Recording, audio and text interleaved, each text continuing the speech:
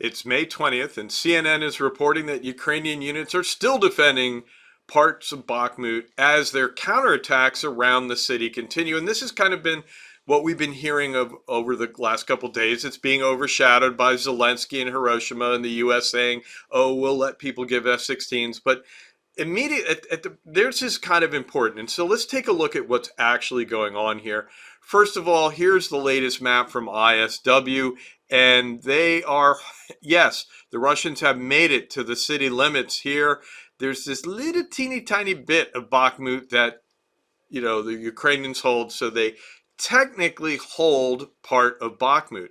But the bigger story is if we go out and look at the bigger interactive map from ISW, these blue areas, right? The Ukrainians are counterattacking around Bakhmut, right? And so that is what's happening is they are threatening the Russian gains, and the Russians have responded by putting more troops into the area, which means that the Ukrainians are keeping the focus on Bakhmut, and they're drawing Russian resources to it as they're getting ready for their counteroffensive. So it's important to understand these counterattacks around Bakhmut are not the counteroffensive.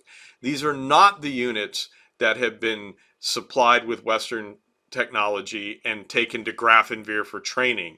As Zelensky calls them, the offensive brigades are prepping for the bigger battle that will come elsewhere. But right now, the Ukrainians are threatening the symbolic win that apparently the Russians are still trying to go for, and they're drawing resources in. And by the way, what happens when the Russians get to Bakhmut city limits? Here's a satellite view, right? And so here's where the edge of the city is. And when you look at the edge of the city, it's all open fields, right? And this is where the Ukrainians made their counterattack in the north. And this is where they're counterattacking in the south.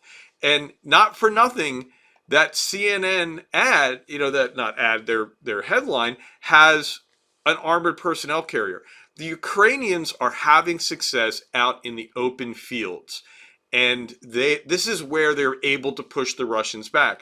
The Russians have been able to advance in house-to-house fighting in the city, right? So the Russians are really coming as they come to the city limits, and this is where they are, right? They've just gotten here. Now they're looking out at these fields, and it's kind of like they're coming out of the jungle to a beach and are confronted with shark-infested waters. And so the thing about, when these guys finally can say they've got all of Bakhmut, and I don't know if they're going to get that little toehold, but where do they go from here? Because they've invested so much in this urban warfare, and the Ukrainians are investing in mechanized warfare that's useful in the open fields. And so I really think the Russians are going to, they're about to get to the end, but in the process, they're being distracted from the counteroffensive that is going to start and is going to, really be the center point of the war.